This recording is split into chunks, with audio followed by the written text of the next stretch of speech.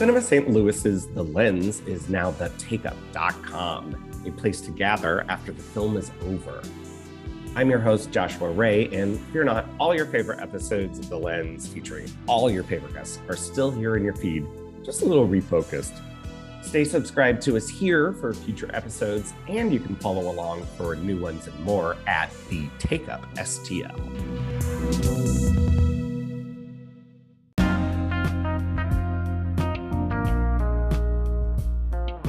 Thank you for joining us on The Lens, a Cinema St. Louis podcast. I am Joshua Ray, programming critic, and I'm joined by Kayla McCullough, critic, programmer, social media manager. Hey, Kayla.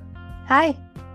And of course, Andrew Wyatt, critic, programmer, and managing editor of Cinema St. Louis's film site, where we get our name from, The Lens. Hey, Andrew. Hello. And while you can find all of our words at The Lens on cinemastlouis.org, every other week we take turns picking a film to focus on. And we are currently in Nancy Nora about filmmakers Myers and Ephron. Today we've got a guest. Bree Maniscalco, the executive director of Cinema St. Louis, has picked Julie and Julia. And because it's all about food culture, Julia Child, we have another special guest, Shannon Weber, the digital editor of East Magazine, coming to talk all things food, all things Julie and Julia. And then finally, we'll have one more thing. I haven't ever watched the first one. What? How is that possible? I don't know. Hocus Pocus, by contrarian Gen X think it's the Hocus Pocus is not good. Hocus Pocus probably isn't a good movie, but I watched it so many times as a little gay boy and just wanted to be Sarah Jessica Parker's character. I don't remember watching it, but then as I became aware of what it was and everybody talking about it, I was like, I will never watch this movie because it's so cringe, people being. I'm actually surprised that more people have not canceled it retroactively because the plot is really weird to revisit in 2022. It's about tweens losing their virginity. It's very strange. Yeah, it is really weird. It is hypersexual. And before I watched Hocus Pocus 2, I was like, there's no way that this is totally going to be sexless.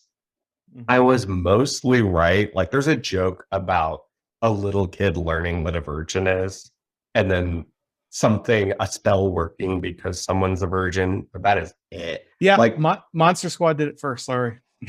A wild time.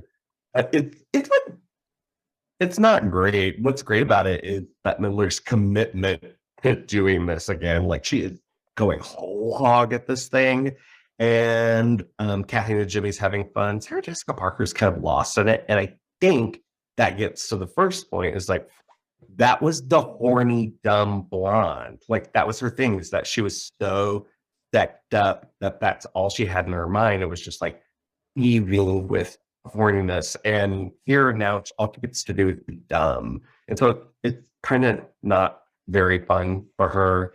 There are some good jokes. It's so corporate Disney-fied that it's kind of eventually evaporates into nothing. I watched it a week ago. I don't really remember a whole lot about it. They go into a Walgreens, and they're convinced by the young women who are the lead characters that all the youth and beauty products are filled and made of souls of the young. This is cute shit. It's good comedy. Laugh several times throughout this film. It's just so one thing that hardly anything. They try to make an emotional bond between these three sisters, and the whole idea is that they're very not human. They're fucking witches, but they try to take it to a different direction, and so it sort of plays on your nostalgia for the thing in a really stupid way. But instead of a broom, Kathy and the Jimmy's witch uses two rumbas, and that is funny. Do you think I need one under each foot? Yes, one under each foot. What is that, Kayla? Do you think I need to rewatch the first one and then like in preparation to watch the second one and Yeah. like watch it this Halloween season, or do you think I should Absolutely. just skip it and do Oh, something else? if you have any intention of watching the second one, definitely familiarize yourself with the first one because it's so dependent on it. Like it's just one of the nostalgia reboot things that is made for that purpose. Mhm. There's some enjoyment in it because there's Bette Midler, Kathy Jimmy, and Sarah Jessica Parker, Tony Hale is in it. Sam Richardson's kind of a beat reunion. Other than that, forgettable. If you are not drawn to watching it, skip it. You're good. You're good. I just feel like I need to watch Hocus Pocus because I feel like I'm like lacking something like socially because I've never seen it. It's like not seeing Shrek, no matter how bad it is. Yeah. I feel like you have to watch it. I guess, like, I'm so sick of like cinema shame. I don't want to feel like I should have to watch Hocus Pocus or any Marvel movie. Or I that's like a non-negotiable for me. Like I will never apologize for not liking Marvel, but Hocus Pocus is like a little bit different because that is very it's in kind your of like wheelhouse. yeah, I was gonna say like it's in my brand. Yeah, you need to fill out your brand. What if you become like a Hocus Pocus person though? I'm not gonna be able to handle Like Yeah. at this age, like that would be a little bit concerning. I hope you would check on me and make sure that it. I'm You're okay. doing well. That is a very specific Disney adult, though. It's the Disney adult who's just upset with his Anderson. Only slightly more insufferable than the Nightmare Before Christmas adult. And I say that as somebody who loves Nightmare Before Christmas. But like, But if you you're make going it- down- Another film I have never seen. Oh, you definitely see. but that's not in your brand. But it's a don't- genuinely good. But it's a genuinely good movie. It's a good movie. Like if you can, it's in the pantheon of good to great movies that you have to divorce from extra cultural context. Divorce it from its hot topic merchandise and just appreciate it for what it is. Come on, I know you bought a Sally Bones or whatever her name is T-shirt from Hot Topic. Andrew. I did not. I am proud to say, and I have loved Nightmare Before Christmas since it came out in wide release. too. But I don't think I've ever bought any. I don't think I've ever bought any. I did, and I've never seen the film, and I bought a Jack Skellington You're a like poser. mug. You're Yeah. a Nightmare Before Christmas poser. I did because like I wanted to look cool. So Did you I feel did you that. look cool? Was the mission No, accomplished? because like no one knew. Like that's when like Instagram was like just coming up, and like I don't think there was any stories, so I couldn't.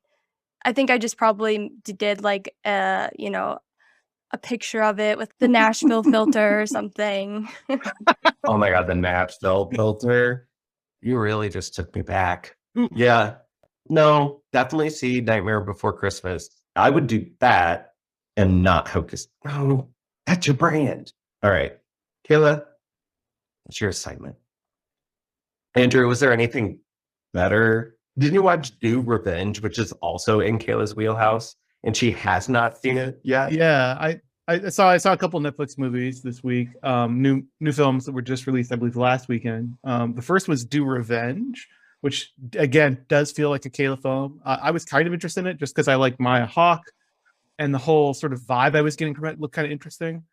I don't think it's an entirely successful film. So the premise of the film, the elevator pitch is it's basically strangers on a train done in a non-murderous way as like a high school girls revenge movie where two girls who like nobody knows that they know each other. Maya Hawke plays sort of the new girl at school who's arriving in senior year, and Camila Mendes from Riverdale is playing like the queen bee who was taken down the previous year, and sort of they strangers on a train, they crisscross their revenge plots and like go after each other's enemies. But there's no murder. No, there's not really a murder. It's not that kind of film. It's very PG-13 in its like action, I guess. I think it might be an R-rated film, but a PG-13 in its action. I don't think it's an entirely successful film. It ends up being okay. There are two wolves inside this movie that are competing for each other. One the production design is absolutely crazy, and I love it. It's like this freaky pastel overload fruit and cream lifesaver palette. It's like just weird enough to feel like an alternate reality. And the part Like of the film heightened Heathers. yeah, like Heathers, but and so there's a part of this film that wants to be Heathers that desperately wants to be 2022 Heathers.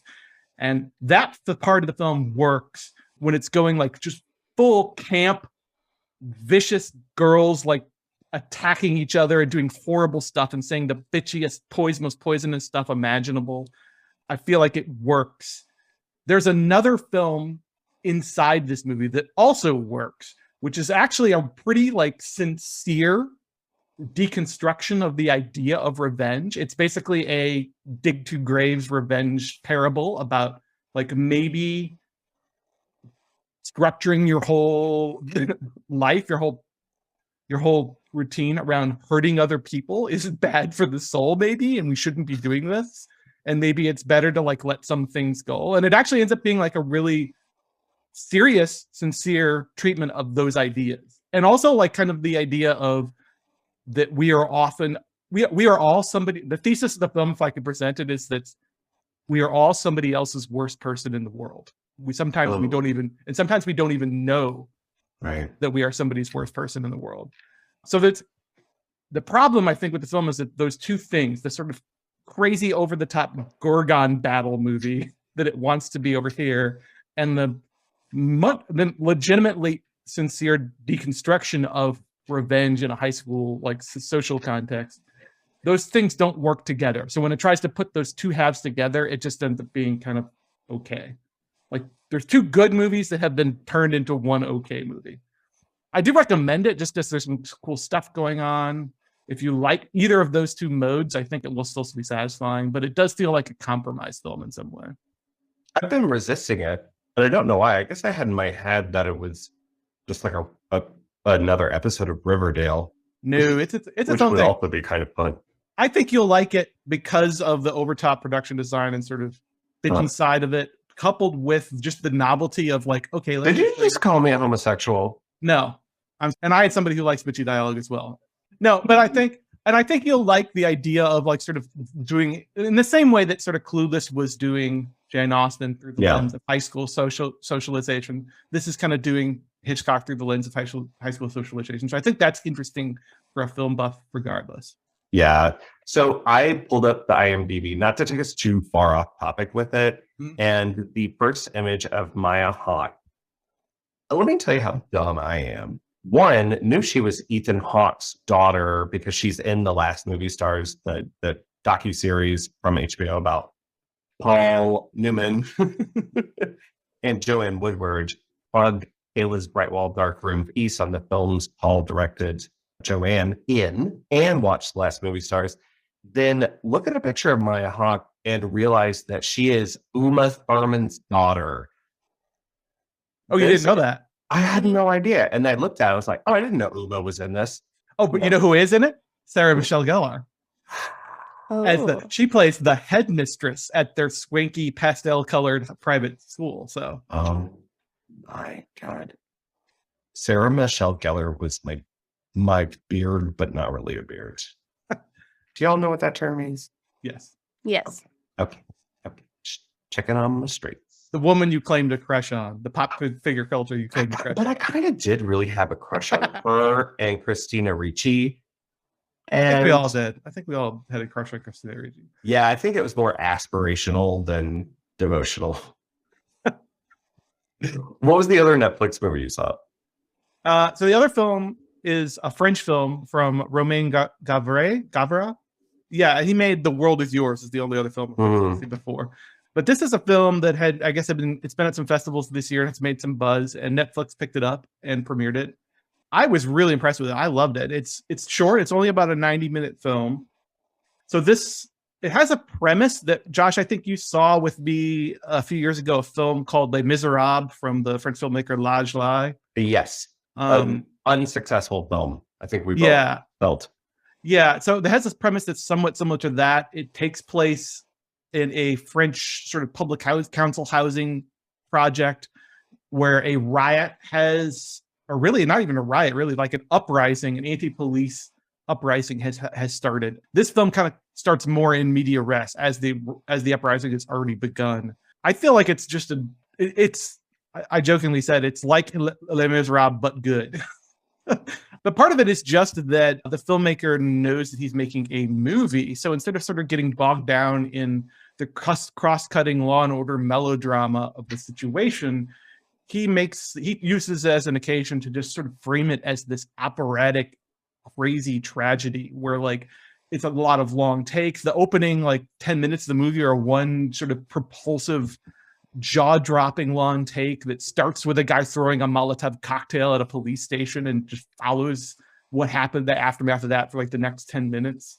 Lots of great long takes. He uses literal Greek opera music as the soundtrack for the film. It's all sort of, it's heavy-handed, but in a way that I think serves that the cinematic language definitely like dovetails with that really nicely in a way that Les Miserables, again, I felt like I was watching a very serious movie about being in France today.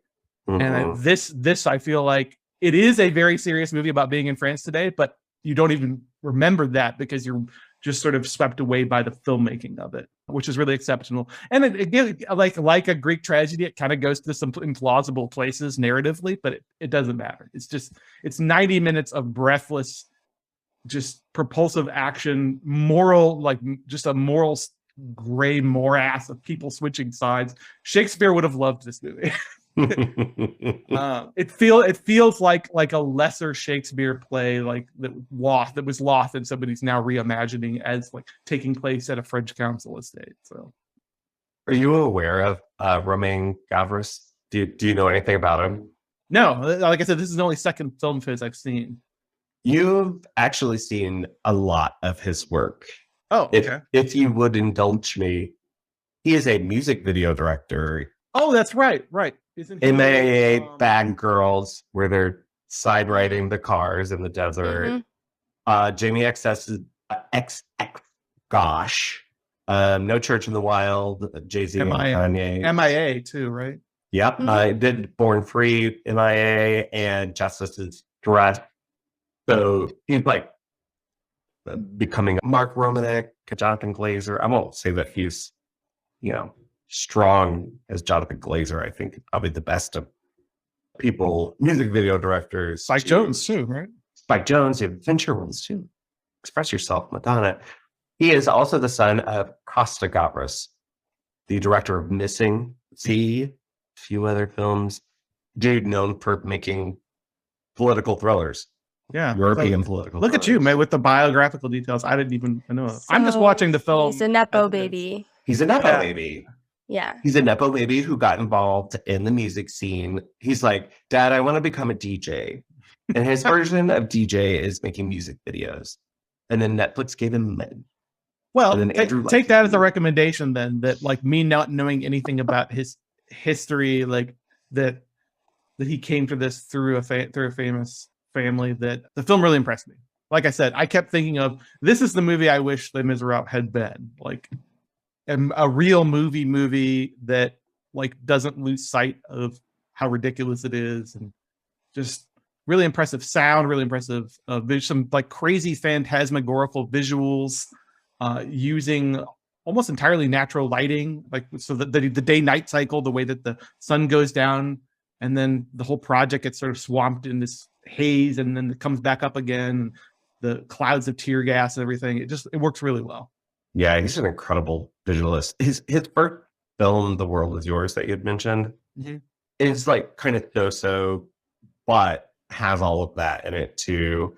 It just feels really minor in its execution and in the plot. But it does have Isabelle Adjani and Vincent Cassel, so that's worth saying. That's on Netflix too.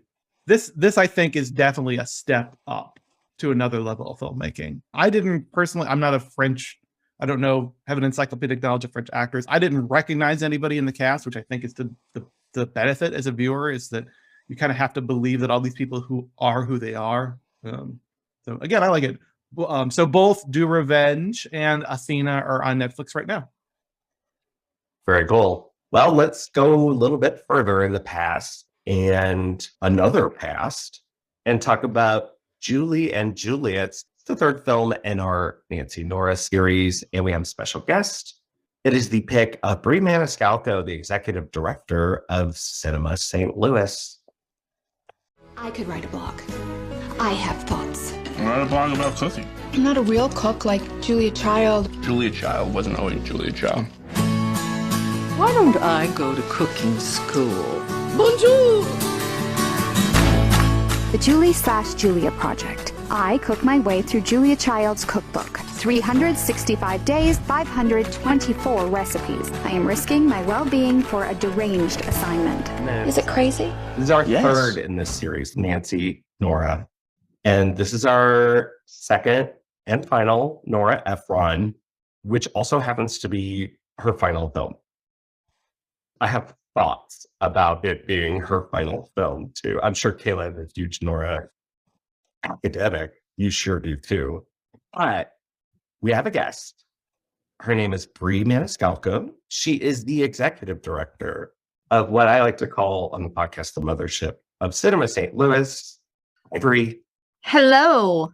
You know, I asked you if you had an affinity for any Nora Ephron films, and then you named half of her films. So your answer was yes.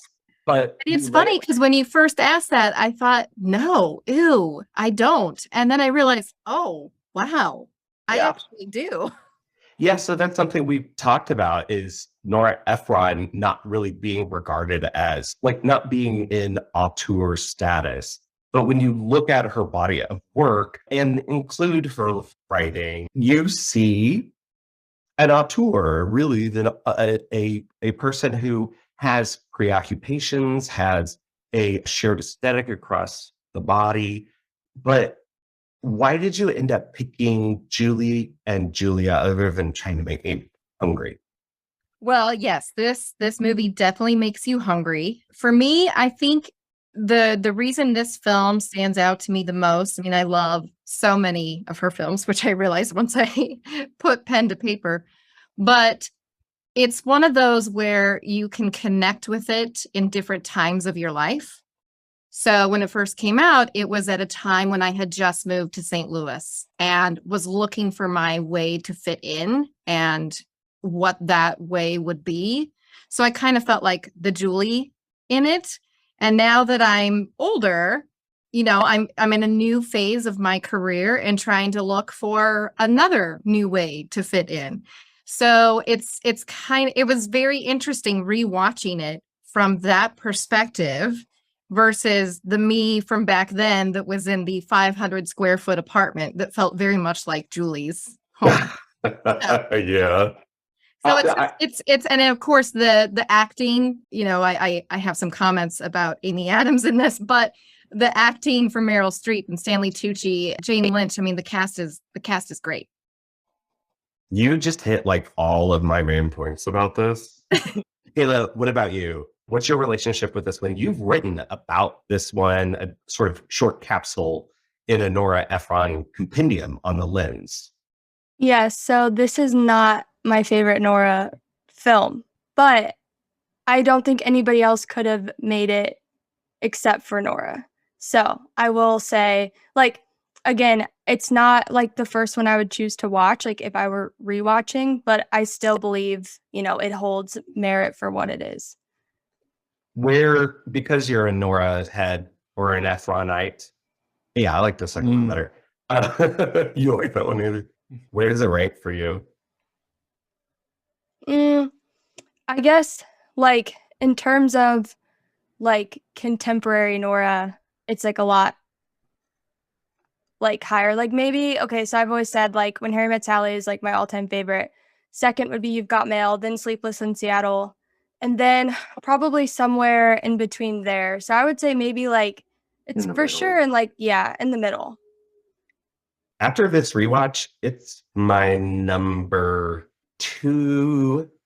I might like it more than When Harry Met Sally. Oh, that's heresy. What? I'm sorry. I just get kicked out. Yeah.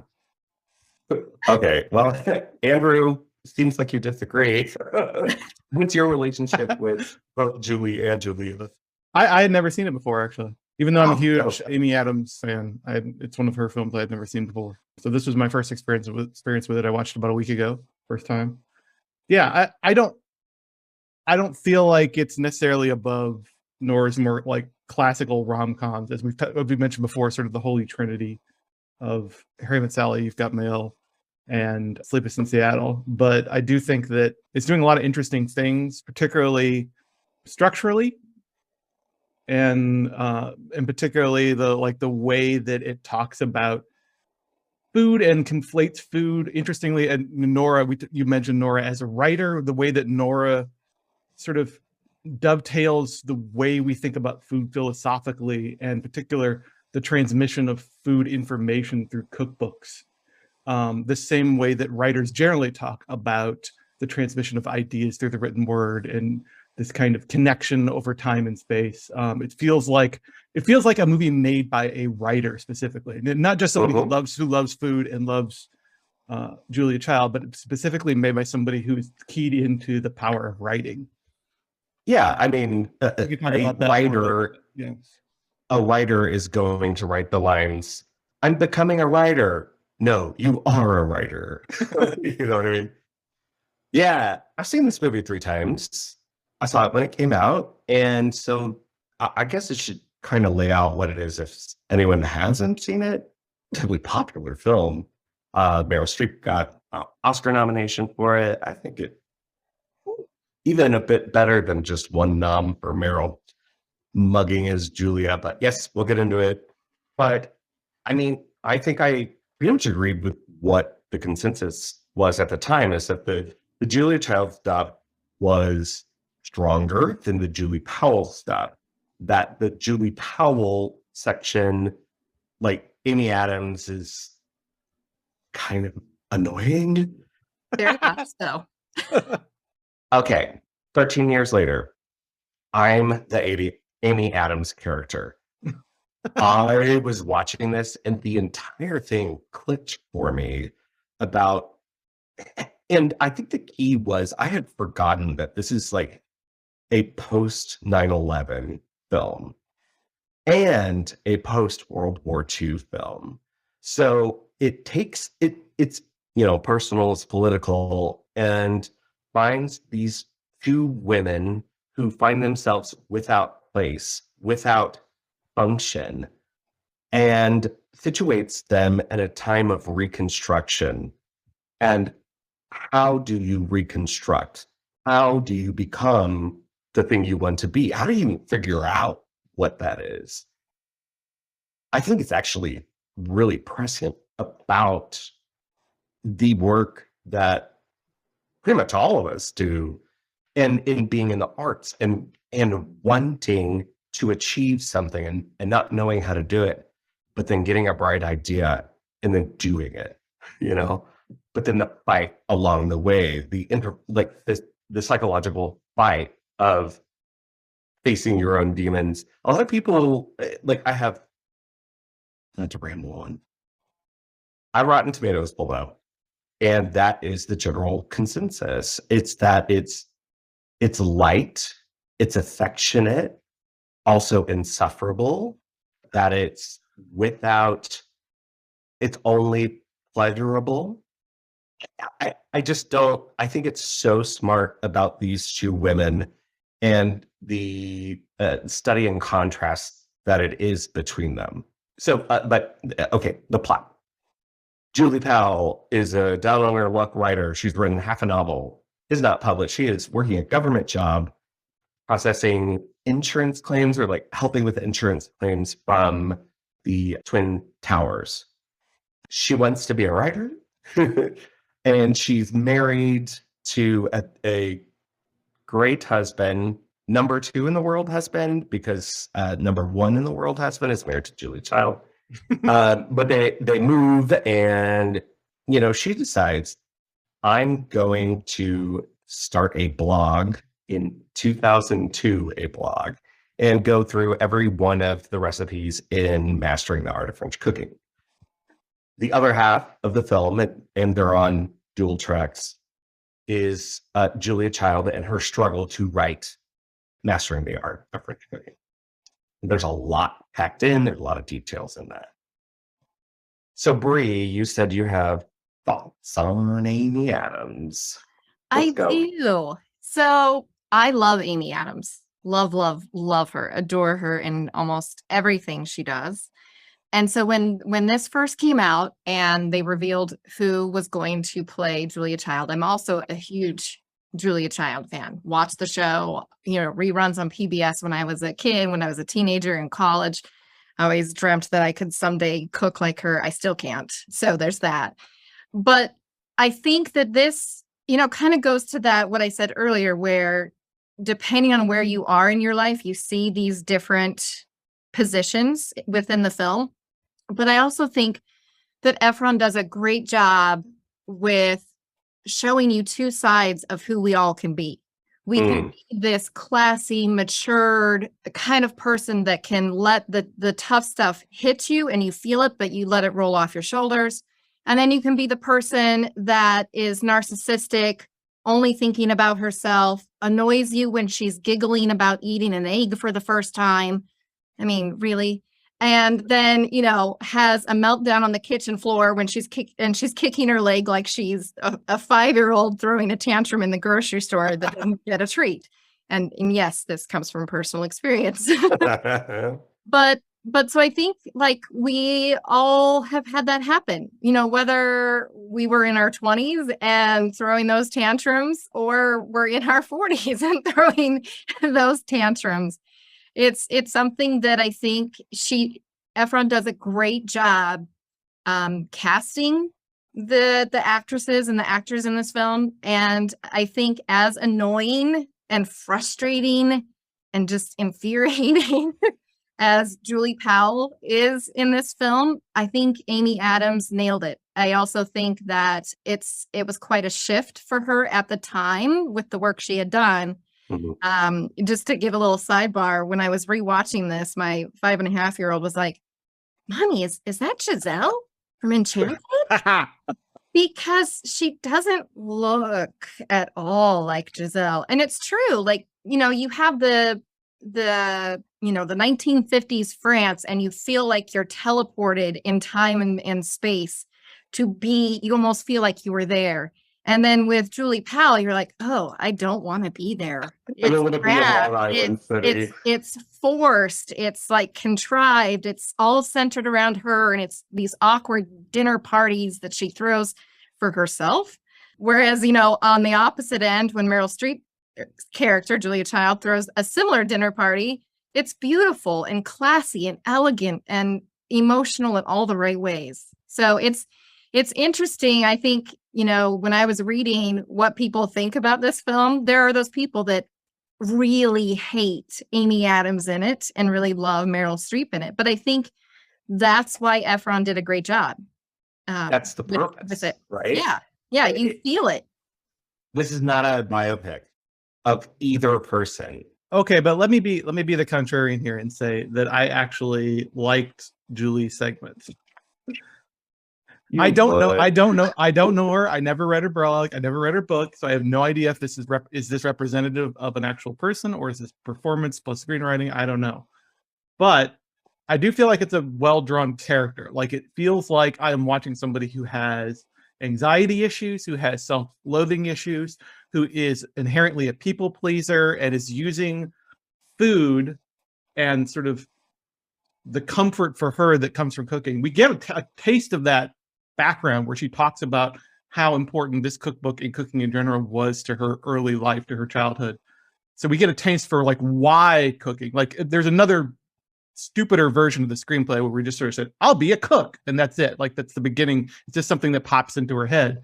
But we get a little bit of that character work that shows us why cooking and how you can see in the work that the screenplay and that Adams is doing, why cooking centers Julie, and why it maybe helps soothe some of her anxiety about who she is, about her sort of quarter life crisis, plus not necessarily knowing where she is in the world, plus her feeling of inadequacy versus her peers. And we get that very heavy-handed scene early on where like all her peers are sort of successful and her concerns are sort of like 10,000 feet beneath their concerns. Yeah, but Casey Wilson. But I do think it, like, to me, I don't I don't, and again, this is just me coming at it for 2022, first time viewer. I didn't find it particularly like unsympathetic or grating or anything. It's just like she's in a different place, and where a 30-year-old isn't. It's also like some cultural recognition, right? That where a 30-year-old is in 2022 is a very different place in America. Is a very different place culturally than sort of a globe-trotting woman in her 40s who is trying to break into a male-dominated professional world. And I mean, it's obvious that Julia is more like poised and confident as a person than Julia is. Some of that is just who she is. Some of that is the 10 plus or 15 plus years she has on Julie. But it's like the contrast is deliberate, that Julia knows who she is and who she wants to be, or it's quickly congealing in this film that she is destined to be a cook, and a world-renowned cook, and a communicator of cooking. That's the big thing. But Julie hasn't figured that out. Who hasn't figured out who the hell she is yet? There's also something very time capsule-y about like starting a blog in early 2000s. Yeah. Like this movie has become a period piece, right? Yeah. I also think, like, as annoyed as I was with Julie's character, it's so well crafted that, you know, at the end, when she has reached this accomplishment and she goes to the museum and she puts the butter there as the tribute to Julia Child, like, it is touching. It is very, very touching. And you feel happy for the person that you almost felt like was a villain when they have when she has the fight with her husband. It's done really, really well. And part of the tension is that she's too reverent for Julia Child. I know she's doing this project, but throughout she says she's perfect. Julia doesn't hate anything. Julia could never do any wrong. And one of the key things about this film is the scene where she gets the call from the reporter that says, "What do you think about Julia Child saying this about your blog?" No one else would put that in this movie. No one else would do it. It would be a pure, like, inspirational thing. It turns out maybe, she wasn't as harsh and maybe never even got near it. Maybe it was her editor that said, I think it was something like, Julia doesn't suffer fools easily or something like that, which is pretty tough stuff. But that really the real journey is that Julie is able to put Julia in a space where she is the art, right? She's no longer the art and the artist combined. She's able to put her in a space where she can respect it and doesn't need to become her. That to me is such a personal growth. And that's something, critics struggle with all the time is, trying to reckon with the person and then the person's work. But that scene is also just the most incredible thing because it's the reconstruction in the Smithsonian of Julia Child's kitchen. And then light comes in through the window. I'm getting chills. Light comes in through the window, and then Paul and Julia come in, and Julia has her copy of Mastering the Art, and it's just great. Hey, let me tell you, I cried at that last line, and then it became a movie. I'm like, that is, yes, of course that was made to make me cry, and it worked, and I'm so mad at it. Well, kind of to go off what we were talking about earlier with Julie, I know that, so Nora was approached by Amy Pascal from Sony to make a film about Julie, and she didn't think that there was enough there to warrant a film all about Julie. So she, wanted to do something with Julia. So I feel like in my mind, like I agree with Nora in that way, but also too, I think the film has a lot of there's a lot of subtext about Hollywood too, I feel like. So. Ooh, please elaborate on that. Please. Yeah.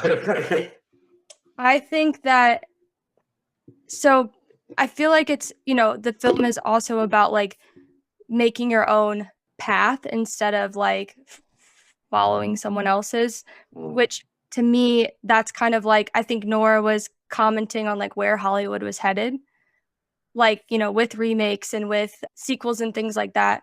So when I rewatched it, that's kind of like what I took away from it. When I first watched it, like it was more about the mise-en scene and things like that. Where like when I rewatched it, that's what I kind of took away.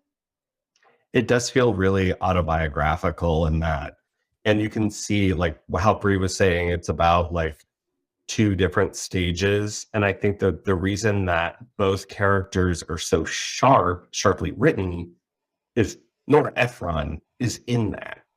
Because we know she was a great food journalist. Even that word itself might come from her work. And that she was also just kind of a young upstart who was just trying to make it in the world. The first thing we talked about with Nora was Heartburn, which is based on her book about her divorce from Carl Bernstein. And that movie's not successful as like autobiography, I think. And we talked about how compromised it is. This feels more autobiographical than anything else that she's done. And that it is her last film, and she's able to reckon with food, filmmaking, making it as a woman, gender parity, gender dynamics, she really does, what is the line? Stuff this chicken till it can't breathe anymore, something like that. There's a lot going on in it, but it doesn't feel like an overstuffed bird at all. I think that it feels that the choices that she makes and what she chooses to highlight are just really smart in the compare and contrast, and often the kind of match cutting that she does or match dialogue. I love it when Amy Adams says, Julia hates me, but Julia can't hate anything. Cut to, oh, I hate that woman, blah, blah, blah, blah, blah, from Julia. And then that scene ends on Julia saying, I love. So it's really getting into trying to build these people as people. But yeah, it just definitely feels like the perfect final film as a compendium of everything that she was preoccupied with, both personally and artistically. All right, Meryl. Too much? Anybody? I had said previously that I love Julia Child. So when I first heard that Meryl Streep was cast for this role, I thought, oh, I don't know if she can do it. And I think if I'm remembering correctly, before this film, didn't Streep and Adams do Doubt? Was it Doubt? Yeah, that was after this, though, wasn't it? I thought. Nope. Wow. It was a year before. Wow. So coming off of that into this was interesting to see. But I thought that Streep did a great job with it. Julia Child was known to be this kind of overbearing, loud, towering figure that didn't really care that she was different or acted different or felt different from other people. She was who she was, and she was lovely for it. And, I'm kind of the mindset now where anytime Streep is in a film, I get annoyed because I know that she's so talented. She's going to get an Oscar nomination versus some underdog that's trying to, get there first. But I thought she did a great job. I thought she nailed the mannerisms, the way that Julia spoke. I thought I loved her. I think with Julia, she has such a distinctive voice and persona and habits and affect that I'm not sure how you do it and not have it. Like, you have to at least start from a place of mimicry, because if you're not doing Julia Child, people are going to go, that's not her. But I do think the film works, and I'm not a huge fan of what Streep has been doing like in the last 10 or 20 years with her career, but in terms of, I feel like she is often going into like mimicry over performance and inhabiting a character. But I do think it works in this film, and the cool touch that Ephron adds is including the SNL sketch, right? Yes. Because that almost inoculates Streep's, because it took me about 10 minutes to sort of ease into what Streep is doing here, that she's doing mimicry. You can't not do mimicry because Julia's such a distinctive voice, such a distinctive presence. But once you sort of ease into it a little bit, you start to really believe that, yes, this is how this woman acts and behaves and talks normally in her daily life. She only puts it on like maybe a 10% extra for the cameras when she's doing her TV show. But including that Dan Aykroyd sketch is the inoculation, right? She's showing us what stupid parody mimicry looks like, and that she was reflect so ingrained in the culture as that character, as her mannerisms, as her voice. right. But I feel like it's also almost there for the people who are like, I don't know if Meryl Streep is really doing Julia Child. It just feels like an over-the-top impression. She goes, this is what an over-the-top impression looks like by sliding that SNL sketch in there briefly, which I think is a genius little touch. Yeah, I liked it. I feel like it, again, it maybe took me like 10 minutes to get past this is Meryl Streep doing Julia Child. But particularly once she gets some scenes that give her some more emotional range to play off of, I really I buy that this is this woman and this is how she is. This is her voice, her mannerisms. There's some Meryl twitchiness that comes in, kind of fidgety behaviors that I don't see in footage of Julia Child. And I say that not as a Julia Child scholar, but we showed Julia, the documentary that came out last year about Julia Child at Slip last year. Yes. Which is this is definitely not a biopic of Julia Child. This is about her writing this book. Because there is a lot to talk about when you talk about Julia Child. Yes. But Julia Child was I think Meryl needed a little bit of Miranda Priestley. Yeah, I was literally about to say that. Miranda has this sort of stoic grace, and where Julia Child is boisterous and big, she also moved with purpose and really understood she had to understand the bigness of her body. Can I say the bigness of her body? Y'all know what I mean. So what you're saying is that Meryl's a little too flipperty gibbet in this? Yeah, as is usually the thing, but still, she's doing something really special, and she's getting close enough to impersonation, but not the SNL sketch, like you said, Andrew. It's good stuff. I don't know. And Efron gives us those scenes, right?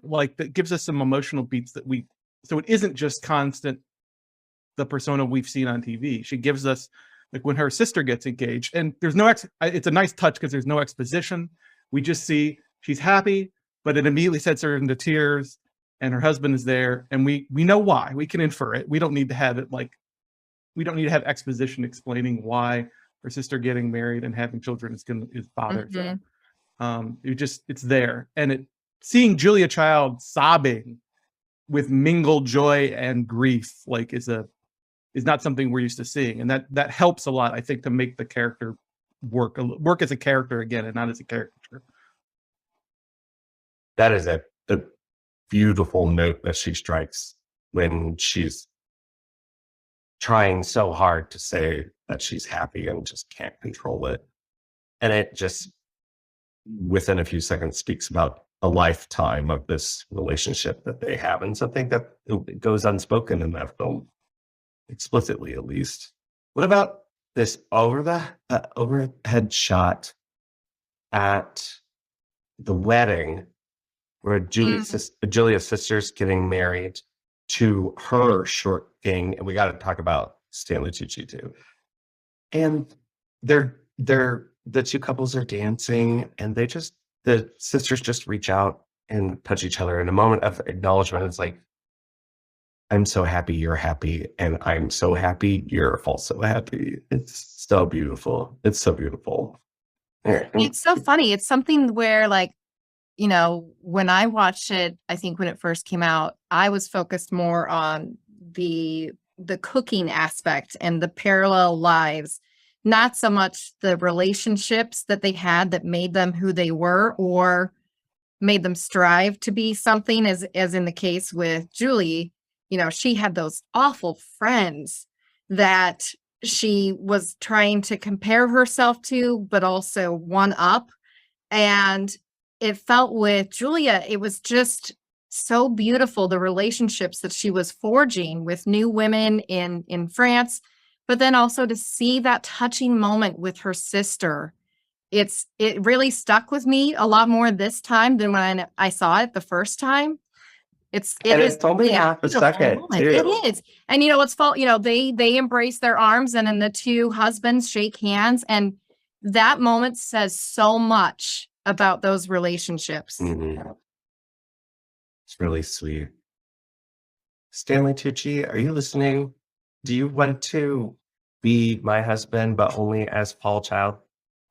Please, can I hire him? The rules, I was saying to somebody the other day, the rules, this Paul Child establishes the rules of a good husband, which is you support her unconditionally, you eat her food with enthusiasm, and you don't name names before the House On-American Activities Committee. And then on the flip side, you have Eric, Christina. who doesn't he get upset at her one time for always referring to him as what is it, the saint in the blogs. So she's kind of trying to paint him like he is Paul Child, but he's not. He doesn't want to be. Which mimics the way she talks about Julia, right? That she calls Julia perfect. So that's why I said that I feel like Julie had, in this movie at least, Julie has a self-loathing issue because she idealizes everybody else around her, not herself. Her husband is perfect. Julia is perfect. The women that she admires is perfect. She can't live up to them. At least she feels she can't live up to them because they're like filling this hole for her in this really weird parasocial relationship that she has with them, right? Mhm. Her friends, though, can I just go back to give Casey Wilson more small supporting parts? I don't want her to star in anything. But her and Vanessa Ferlito opening their flip phones. Okay, great. Also, Gone Girl, where is your wife, Nick? It's embedded in my head forever. So justice for Casey Wilson.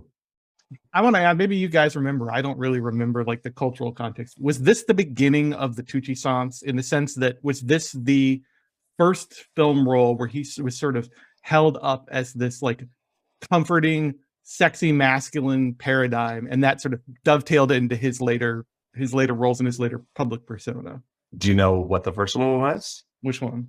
Devil Wears Prada. Oh yeah. Also Okay. with Streep. Yes. Okay. Oh So yeah. I can see why. I'm sure Meryl was like, get Stanley in here because we're so good together. And The chemistry between them, like you really see them as this loving, passionate couple, whereas Julie and Eric, it just feels like they're roommates. really does. So can we get into hot gossip for a second? Do y'all know what happened really with Eric and Julie Powell? No. Are they still together or no? Or did they divorce? Absolutely. As it turns out, they were both fooling around while she was blogging. And then Julie's second book, After Julie and Julia, is about her going through what's the Joy of Cooking? Is that the other book in this? Right. Yes. Her going through the recipe of the Joy of Cooking and their affairs. Like she talks So- frankly about them? Yeah. So it's pretty much What? like her heartburn. It's her heartburn. Oh, wow. Yeah. Whoa. That's meta. Kayla, stop blowing my mind like that. Okay, I did have to go back to see the Tucci song. I get is what we're calling it. And it really is. Yeah, Devil Wears Prada is when he comes back and he makes some crap. And then Julie and Julia, Lovely Bones. But you know what helps him become daddy status is literally being the daddy in Easy A. Oh yeah. I forgot Oh, about that. Yeah. God. Other couple goals, Patricia Clarkson and Stanley Tucci in Yeah. Easy A. But I feel like Paul Child is like the guy, like that was the moment when he became the guy that every woman wanted to marry. Like, because he's like Like Julia's the dominant one. He's the one who's there to support her, but he's also like very understanding, very supportive of everything she does. Like it's sort of like ideal husband material there. And again, Yeah. doesn't squeal to the feds. Right. And then when asked, are you a homosexual? He just looks at them like, no, I banged my wife, Julia Child. Did you know that? Another thing I do like about it is that it's frank about, It's real about them, that. about them seemingly having pretty great sex. So Their Christmas card in the bathtub, I think. What was that? Was that what that was? Yes. yeah, that's a little too like come to our nudist camp for me. Hey, I don't we wanna saw know you from that, across the but- bar. Come over here. I mean, didn't Julia Child like pose nude? You are correct. I am seeing a nude silhouette of Julia Child taken by Paul. It's really pretty. Kayla, did you Tasteful boudoir. No, I was too afraid to look it up. Hold on. I'm gonna just show you guys. Oh dear. Look at it. Oh, that's Oh, that's nice. That's so tasteful. Tasteful. Look, you can just see he loves her. And it's again like it's not one of those forced like contrived things. Like it's just this genuine natural vision of how he It almost looks like a candid. Like she was just getting dressed in the morning and took a picture. Yeah. Whereas I feel like if Julie's character were to do that, it would have to be like posed and sculpted and perfected and compared to, the 10 other wealthy billionaires in Manhattan at the time. Yeah. Oh God. Is she on Twitter? I bet that's so insufferable. Yeah. I'm comfortable not knowing about the real Julie. I'm just comfortable knowing about this Julie. Well, and as the documentary revealed to me, I didn't know this. Julia Child was not a saint, but someone who was adapting to the times, particularly when it came to the subject of homosexuality, which is something I didn't know. She's sort of a gay icon. That and she also didn't she speak up well ahead of the time for abortion rights? Yeah, she did. So she's got this really mixed liberal legacy. But she did do some AIDS and HIV fundraising. She came around.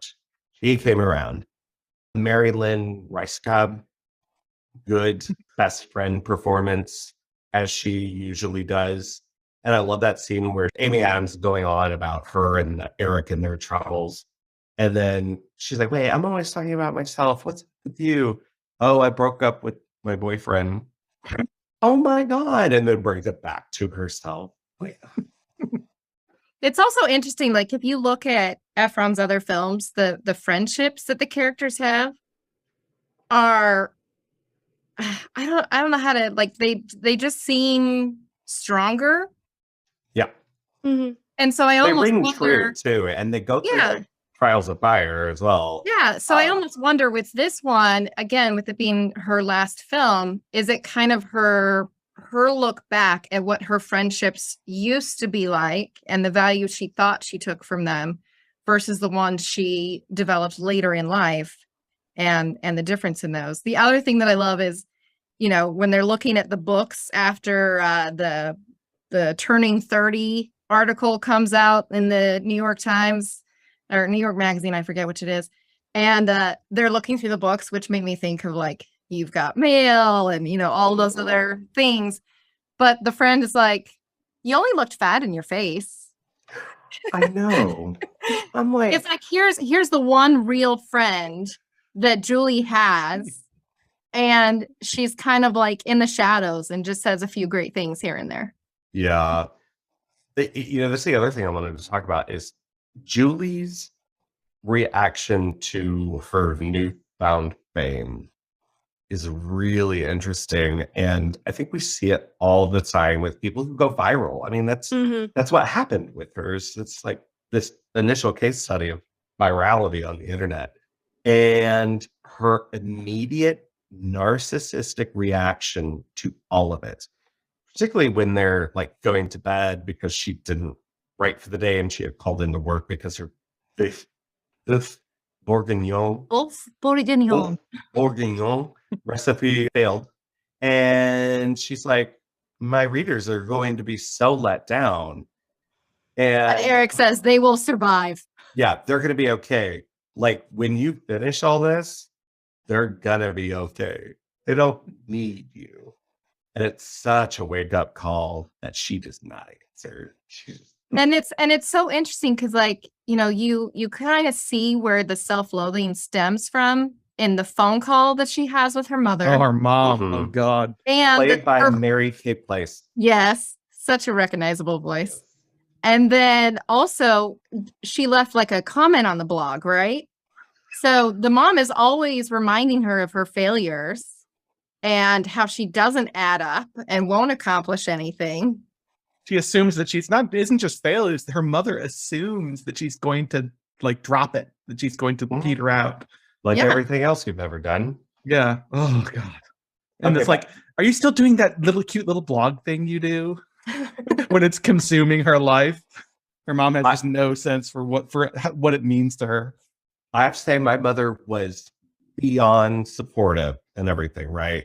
However, that exact experience, like I have a comment or somebody read it and it's your mom. Mhm. Damn it. Yeah. I thought I was going to get somewhere. That person now is Taylor's grandma to me. Yeah. I was just about to say that. My biggest fan. What a Mhm. hero. Someday, I still hope to try to make not all, but just a few of the recipes in that book. I would But my challenge is absolutely- I'd have to make them all gluten-free. So Oh, put that in a blog. that's not going to work. I know, right? At least I can still use butter. Wait, hold on. Is it really great podcast material to have me Google things? Gluten-free mastering the art of French cooking. There probably is something. Somebody's done it. Mhm. I absolutely believe I'm it. sure there's a blog. And of course, it's funny. Like anytime I look for a gluten-free recipe of something I love, it has to come with this story of what their Mhm. life is like and what they do in life and how hard this was, which is exactly what this movie is about, right? But it's so Right. annoying. You just want to get to the bloody recipe. Right. Like that would be the interesting sequel, right? Is Julia Child being at the forefront of food television and making that into its own subculture. And then Julie, well, maybe with all this cheating stuff, dealing with, capital No. T, capital I, the internet. No, I want to see that. I want to see the whole sordid nonsense. Uh-huh. in the Oh, sequel. with the cheating. Yeah, I want to see all that. I have a note here that I want to build on just briefly on something that Kayla mentioned, which is that you can see a lot of Nora in the attitude about sequels. Like, so one thing I knew what the premise of this film going in, and I was wondering how they were going to handle it, about the idea of authenticity and the idea that nothing is new, that people just end up redoing, like, because Julie in some way embodies that idea that she's not writing her own cookbook, she's not doing recipes, she turned somebody else's work into a project for herself and got fame and money out of it. And so then the film is kind of interesting because it does present a little bit of skepticism about that, about the idea that Julie's not doing something 100% original, she's not becoming this creative force the way that Julia was. Mhm. Which is interesting, coming, as Kayla mentioned, about like the idea of remakes, because coming from a filmmaker whose two most famous films are essentially remakes of earlier classic era rom-coms is kind of interesting. That she injected a little bit of skepticism about that. But then ultimately, I think the film lands on a place where it doesn't matter. Like, there's a different worse film made by a different filmmaker where they insert a fake scene where Julie meets Julia and they have a little bit of reconciliation. Yeah. And Nora took the better option, which is that she said it doesn't matter what Julia thinks about this project because it's important to Julie and the journey that she's on. And that, I think, gets to the idea of people finding their own worth. I also want to make a note that the idea of, we mentioned heartburn and the way this kind of dovetails with Nora Ephron's early career in journalism, but like in the scenes, there's lots of scenes of Julia Child sort of negotiating her book into life, right? Like dealing with her co-authors, dealing with the publishers, dealing with other people who have experience in the publishing industry. And almost all those scenes revolve around Julia trying to convey her worth. She wants to be paid what she thinks she's worth. She doesn't want her vision for the book to be compromised. And to me, that like all I can think about that is it feels like Nora talking about her own experiences working in legacy media, working in daily newspapers and magazines, where, like Julia in that cooking school, she was surrounded by men predominantly, right? So there does feel like a lot of really interesting. I didn't necessarily go into it expecting a lot of that autobiographical subtext, and there really is a lot of it. There is one remake you failed to mention. Kayla, we have come to Defending Bewitched. Bewitched, yeah. Oh, yes. I have a remake? note about that. Is it Yeah. a remake or a reconception? I don't know. Yeah, sort of. I mean, it's just like them. So, have you ever seen it? I thought you watched it, Andrew. Yes, I have seen Bewitched. Yeah, just like them, like remaking like a show, like remaking the Bewitched show in the film. Right. But then Samantha is really really Samantha in yeah. the show who wanders into a remake of Bewitched. It Yeah. just occurred to me that Bewitched Yeah. and Shadow of the Vampire would make a great double feature. Because We're in spooky Bewitched season. is more about like the mining of intellectual property and nostalgia and like kind of like the like homage like in the film. Yeah, that's a good point, and more explicitly so, because I think if you polled 100 people, only about 10 of them or less would know that You Got Mail is really a remake, right? But but obviously Bewitched, like the idea that it was a famous sitcom is baked into the premise. But it's a film that is so critical about reboot culture before it existed. It goes to her prescience. The Bewitched remake business, what's happening here with the internet and food culture, what's happening in You've Got Mail with the corporatization of booksellers and the internet. Bewitched walked so that Matrix Resurrections could run. I think it's what we're saying here. Kayla and I are staunch defenders of Bewitched. I think it is very interesting. Bewitched, forever will be. Honestly, like I totally forgot about Bewitched and the because it's like for me, it's probably like number 4. I would say. Actually, I don't know. Some hate now. I mean that's fine. I mean, like I don't know. I think I'd rather watch. I don't know. I don't know if I want to say that, but I was like, I feel like I might. Yeah. I love Bewitched. Bewitched just has like layers to unpack, and like it's so complex and fun, and it has Nicole and Shirley MacLaine. Which it's actually October, so it is rewatching season. That's what I'm Bewitched. saying. It's spooky season. Yes. Mm-hmm. All right. Well, everyone has something to do now. As if you didn't have enough. Right? You watched Bewitched. All right. Well, thank you so much, Bree, for picking Julie and Julia. For me, 3rd time's a charm. I really do. Behind You've Got Mail, you've got Julie and Julia, and then When Harry Met Sally. Sorry, everyone. Yeah, but thank you so much for coming on. We hope to have you on again. Yeah, thanks for having me. This was fun. Of course. And yeah, everyone can come see you at St. Louis International Film Festival. It's going to start November 3rd. Runs until the 13th. Various venues. Yeah, I think there's only like 32 days left, but I'm not counting. You're not counting. No.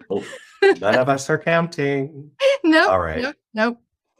All right. Well, hey, we've actually got another guest. We have the digital editor of Feast Magazine to talk about the food and Julia Child's legacy. This is Shannon Weber.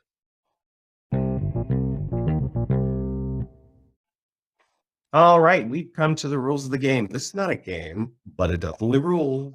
I hate myself. No. Anyway, so we have another special guest. We have Shannon Weber. She is the digital editor of Feast Magazine. And I'm going to go ahead and plug her Instagram if she's okay with that. Periodic table.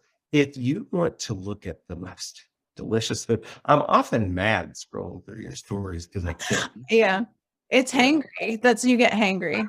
I am angry at your Instagram. But yeah, so we wanted to invite you on to talk about this food movie. It seemed like a great opportunity to get to chat with you. Yeah. I'm happy so to be here. thank you for coming. So did you see it, Julie and Julia, when it came out? Yes, I saw it when it came out and I just watched it again this weekend because I remember liking it, but I didn't remember the flow of the story. And it's really delightful. I would say I was a blogger at one point, and that side of it is all of the feelings she goes through it's very dead on. Like that's exactly how that kind of you ride that wave. So that I could totally relate to. And it was nice to revisit it because Julia Child is really iconic. And I remember watching her when she was on PBS when I was little. So my earliest memories of TV probably involve her. So it was fun to see that. I love Meryl Streep in this. So it was a good movie, fun movie. Yeah, those are some things that we talked about my initial reaction to it was kind of annoyed with the Julie character and her blogging and all that. Yeah. But then now being a film critic on the internet, totally get it. So you were blogging. What was your blog? I was blogging. It was probably, so I noticed on the movie, she had a Blogspot blog. So that's kind of the first generation food blog. I was sort of the second wave of that, which was like a WordPress blog. I started it in 2011. So it was more visual. There was a lot of words, but you had a lot of pictures and it was fun to do. It was more of a community back then than it is now. Now is a different thing. But what she talks about, not knowing if anyone's listening or reading, and then all of a sudden she's like high on this whole like I've got everybody watching and you're beholden to this like crowd that you really don't know. That's really a lot of us felt like that. And it's different now, like I said, but it's a community thing. It was a community thing back then. So you did have people send you things. That totally happened. So how did everyone respond to this film when it came out? I think positively. It was because of that. Some of us were blogging. So you had that. I think everybody has good memories of Julia Child. She's well thought of just as a pioneer in the industry and for women. She was the first real cooking show. So hard to deny that she's a pioneer in that way. But for women, especially, she sort of was weird looking and not conventionally attractive. So she just and she kind of messed up all the time on her show. And that's not like the Saturday Night Live skit they played. I mean, there was merit to that. She did not always do everything right. So she was imperfect. And I think that was part of her draw. And the food community reveres her just as a feminist too. Her husband also was very instrumental in kind of encouraging her. And that was pretty well known. So she could be a little moody sometimes. And I think people know that, but nobody's perfect. But I mean, I think that people do. There's not a whole lot of people that would say, oh, Julia Child, like that. Yeah. It's French cooking is the hardest type of cooking to do. And she really did know exactly what she was doing and was able to transfer her knowledge to an American audience, which is not easy. So for that alone, she should be respected. What do you think's difficult about translating it? Like, why is French cooking so difficult? Because we're Americans. I feel like sometimes we like easy, and I think that we're very used to cooking other cultures I don't want to say dumbed down, but we're used to having it kind of streamlined for us. In French cooking, there's no streamlining. It's exacting standards. And so like you saw the calf split to make the aspic, like we don't want to do that. So it's about like French cooking is about time and methods and perfecting things. And we're just as a culture, not as into that as the French are. So for better or for worse. That sounds like for worse. I mean, kind of. We do have Jell-O instead of calf's feet. So like you get what you will. Yeah. Well, where does that Jell-O come? I don't know. That's yeah, it does. It does. Speaking as the vegetarian in the room, yeah, it's all the they same. to avoid it. Yeah, Sorry, Andrew. So can we talk about the food in the movie? Yes. I'm just like, I look at this food and I'm not a foodie or anything, but why does it all look so good? Even know. like the stuff that doesn't sound good to me. No. And Nora Ephron is also such a key player in food writing culture. Right. And we talked about this film being autobiographical in several ways. But yeah, I want to talk about the food. Like, can you rank the food? Like, what looks the best? What looks awful? What do you think about Well, obviously, aspic is going to be 0 out of 10 for me. it? It's upsetting almost. Like aspics themselves, there's a reason that people don't do them anymore. And it's not just because of like calf's feet. That was actually a really kind of, if you know much about aspics and Jello sort of culture of the 60s and 70s, that was actually kind of a diet culture thing for women. So it's kind of an ick factor there. Women were sort of encouraged to eat Jello because there was no calories to it. So that was like the ladies' luncheon. French culture, I'm not sure where that comes from. It's weird. So that's a 0.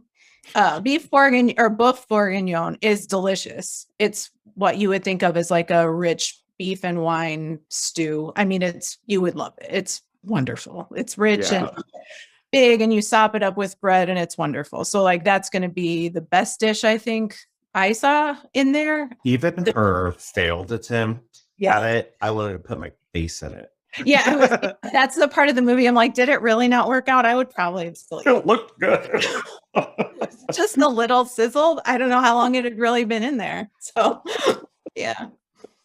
I just want to point out that this film was shot by Stephen Goldblatt, who is a pretty well-renowned cinematographer. But the real experience I think that informs this film is that he filmed both of the Joel Schumacher Batman movies. So he knows how to light something. He loves a rich dessert. Yes, he loves the rich over-the-top dessert. And it's crazy because I was telling the guys earlier when we were talking about the film at length with Bree, which is that this is the first time I'd ever seen this film. This is one of my holes in my Nora Ephron filmography knowledge. So it definitely feels weird coming at it from 2022. It does feel like a time capsule. You mentioned the food blog, like food blogging, or just blogging, turning a blog into a book, turning into a movie itself feels like a time capsule-y thing now. It is so, because that is exactly when I was blogging, it's exactly that. Everybody wanted a cookbook. Everybody wanted a regular book. A lot of people got them. It's different now. Even just the way the movie's put together feels very time capsule-y too. There are lots of like little pieces of that movie I noticed too that I remember, but it had been a while since I had seen them in a film. So yeah, I felt that too. It does feel like the last sigh of big Hollywood filmmaking, but about modest things. Yeah. Not that, success giving you existential dread is a modest thing, but I don't think we would ever get a film like that with those stars at that kind of budget again. Oh no. Yeah, and when this kind of food. So as far as like as a portrait of food culture, how do you think it works? I think for the two time periods it represents in the flashbacks and in the blogger, I think it's very accurate. I don't know. Obviously, I was around for the blogger part, not the Julia Child part, but what they showed, I think, is very good, where they kind of showed her as going to cooking school. She was older when she started this career. She was like in her late 30s, I think, which was odd for a woman back then to just start a career at 40. She was I think she was the only woman in her class at Le Cordon Bleu, which accurate. I mean, they showed you that very much, that the men were all just like, what's she doing here? That would have been dead on. The Paris culture they showed you would have been really accurate too. And I think all that really works together, because you sort of saw what both of them were up against at their different time periods for women in food. Yeah.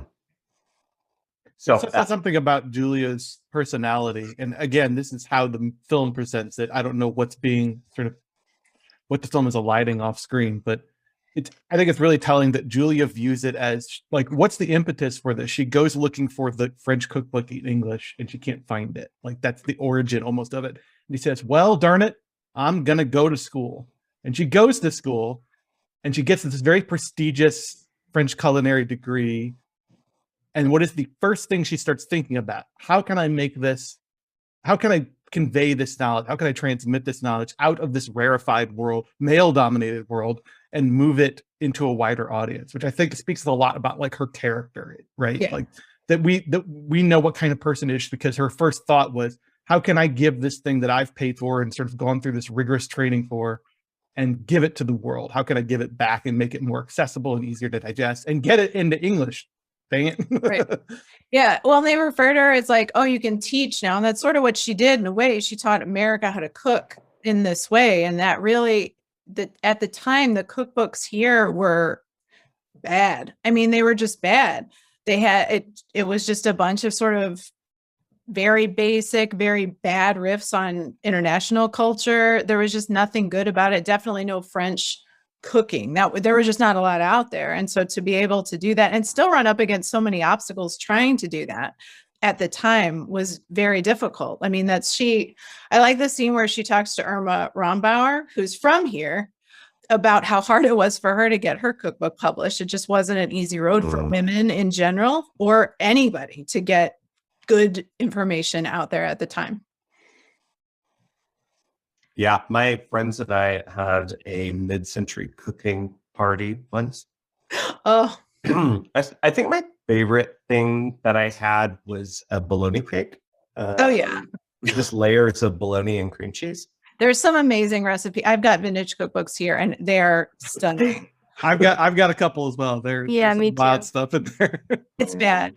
Yeah. The sandwich spread, like the things that they made like sandwiches out of even are just like, wow, really? So so Just anything and everything. it's just kind of not good. Like what passed as a salad was stunning. So yeah, it wasn't a great time for food at all. Not fresh food for sure. For sure. The last thing I want to pick your brain about, food movies. Any other food movies you would recommend to any of us or anyone listening? There's so many food adjacent movies, I think, that I can think of. Popo is the one that springs to mind. Yeah. Big Night with Big Night is one of my favorites with Stanley. Is it Stanley Tucci that's in that? Yeah. Is that right? Yeah. That was one of my favorites from whatever. I think it was the 90s. 95, I think. Yeah. That was a really great one, and a lot of people saw it. Like that was a big hit in the food world. I remember that. And one thing we didn't mention is that Stanley Tucci is like huge in the food world too now. Yeah, I know. He got fit. Was over COVID. He started like doing his videos, and everybody was like, "Ooh, hot Stanley Tucci with his cocktail." Right. Yeah. Yes. Mm-hmm. Yes. I love Luca Guadagnino's Bones and All. No. I knew you were going to say that. I Am Love is the food movie of his that I love because it's about communicating through food. Tilda Swinton falls in love with someone through food. Mm. There's a scene where she essentially has like an orgasm over a plate of food. Oh, that's right. Like as one does. I mean, I feel like you would have done that over Boeuf Bourguignon. Well, there's a couple recommendations for you. Shannon, thank you so much for coming on and talking to us about Julie and Julia and everything related to it. We'll have to have you on again and you'll have to something food related or not. That is fine. I would love to be on again. This is great.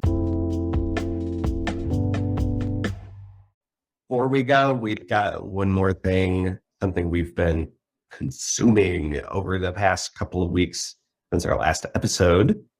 I'll go first. I'm actually recording from Chicago. I came here to see Tsai Ming Liang and Li Kong Shen.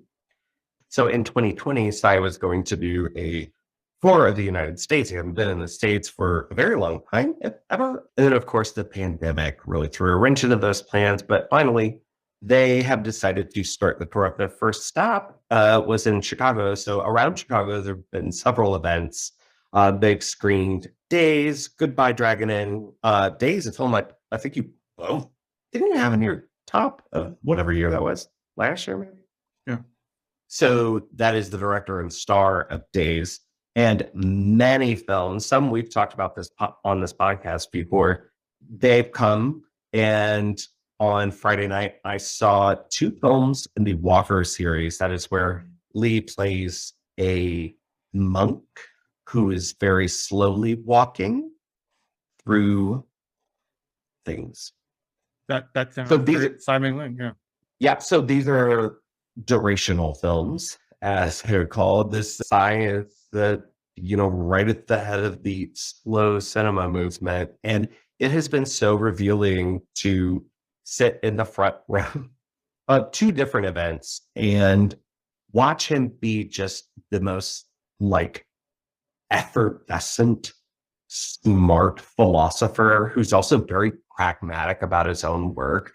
If you can find it, one of the films is called Journey to the West, and that is taking the Chinese monk character who made this great travel, who's like a folk hero in Chinese culture, and planting him in modern France. They're in Marseille, I believe.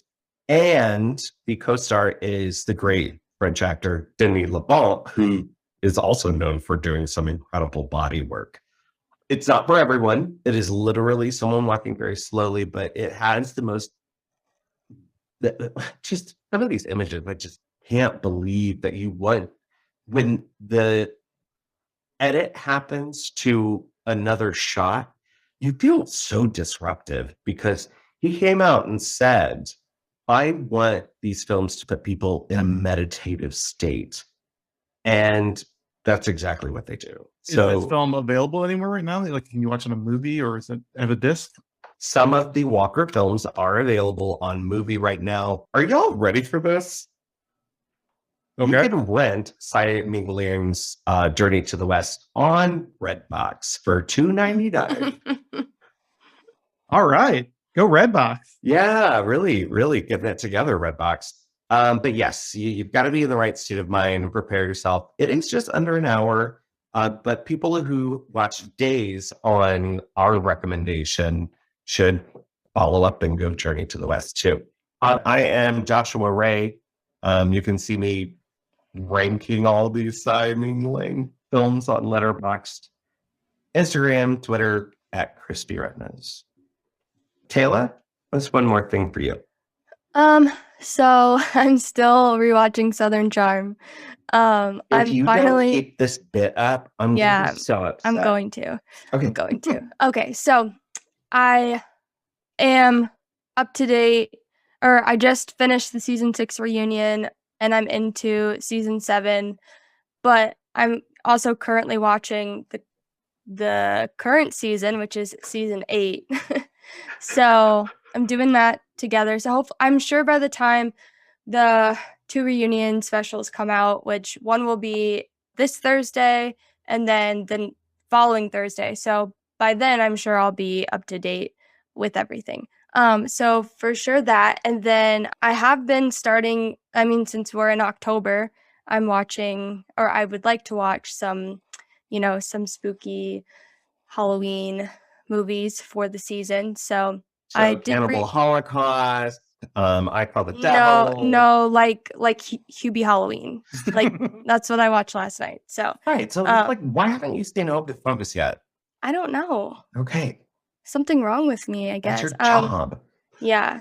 So I guess I will be watching Hocus Pocus. We'll see about Hocus Pocus 2. And I guess I'll watch The Nightmare Before Christmas.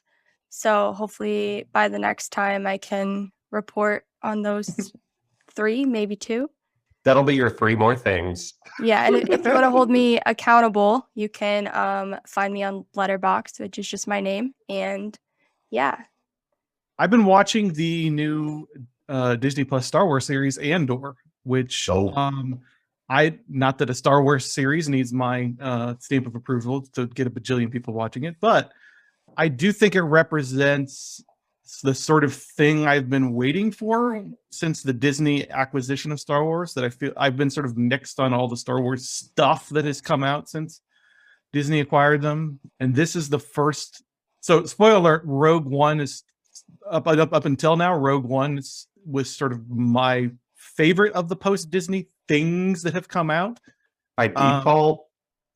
No, not by default. You really like it? I revisited it a couple weeks ago and really, really did appreciate all the things that it's doing. The handful of bad things that I never liked about it are still bad, but it really impressed me all over again. For those who don't know, Andor is a prequel series to a prequel. So it's a series about sort of deuteragonist of Rogue One, played a rebel named Cassian Andor, played by Diego Luna, who, having revisited Rogue One, he's absolutely the MVP performer in that film. So it was very wise for them to build a whole show around his character. I don't want to talk too much about plot because it doesn't really matter. Plot is the Star Wars plot. But this feels like the Star Wars series that I've sort of been waiting for as an adult for a long time. It is, and I think a lot of that is, it is created and a lot of it is written by Tony Gilroy of Michael Clayton fame. Also some writing and directing by his brother, Dan Gilroy, of Nightcrawler fame, which I think starts to get at why this series feels so different than anything that Disney has done before with the property. It just feels more Nightcrawler than Velvet Buzzsaw. I'd say it's more Michael Clayton than anything. This just feels, there's an argument to be made that Star Wars is a space opera for children, and that it doesn't neither needs to be nor should never be grown up, right? I mean, I think that's a colorable argument. That said, I've been really refreshed. We're sort of 4 episodes in. It's a relatively long season. I believe it's going to be a 12-episode season. Tony Gilroy has talked at length about like his development process and how he wrote it. It's been kind of enlightening. You can seek out those interviews. But it just feels like an adult drama that happens to be set in the Star Wars universe. Like nothing about it has the same sort of weightless, here's a bunch of stuff happening feel that some of the other Disney series and films have had. Like it just feels like a drama about people who happen to live in a galaxy far, far away. And it has a certain noir element, particularly in the first first 3 episode arc. The series begins with Cassian basically murdering 2 cops inadvertently and like having to get off the planet and all the things he has to do to get off the planet. It is exactly what I wanted hearing about, that they were going to make a series about Cassian Andor, which is a series about the kind of deep embedding in the rebellion that we've never really seen before. We've never really seen like, who are the people who are not freaking Skywalkers and Jedi who make the rebellion work. Yeah, like that Battle of Algiers of Star Wars. It really does.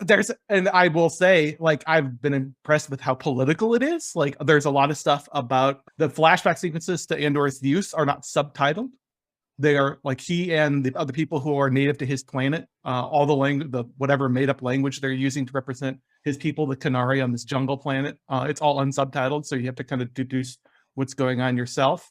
The entire 3rd episode plays like somebody who has seen not only the Battle of Algiers, but has seen Bloody Sunday, which is a very weird thing to say, like considering where we are in history with the death of the Queen. Like episode 3 comes off as feeling like a giant critique of British Empire in a very like overt way. So just a fascinating, again, like I would say if you're like me and sort of mixed on the post-Disney Star Wars stuff, you definitely give it a look, because it feels like the kind of thing I, as like a 40-something Star Wars fan from back old, have been sort of waiting for Star Wars to sort of catch up to me and become the kind of great adult gripping drama that I've been wanting. So based only on 4 episodes, it's great. I do highly recommend it. First 4 episodes streaming right now on Disney Plus, comes out every Wednesday. You can find me at Arachnophiliac on Twitter and at AWyatt76 on Letterboxd. Very cool. You can find us all at cinemastlouis.org at The Lens, and STL Film Fest on Instagram, Twitter, and Letterboxd, Cinema St. Louis on Facebook.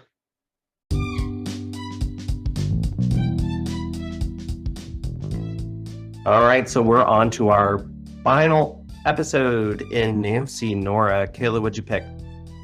The Intern. We're gonna get to work with the intern. You know, sometimes working with Kayla feels like I'm in the intern because I am an old man and she is a sprightly young Anne Hathaway type. She's shaking her head at me. She's so mad. But isn't the premise of that movie that Robert De Niro was like that she realizes that even though he's old, he's a really classy guy and a gentleman in ways that men are no longer gentlemen. So that speaks well of you, right? Right. Yeah, we'll find out exactly how true that is. You can find it on all streaming services or rent. And then, yeah. So until then, you better work as an intern when you're 65 and tired. Good night.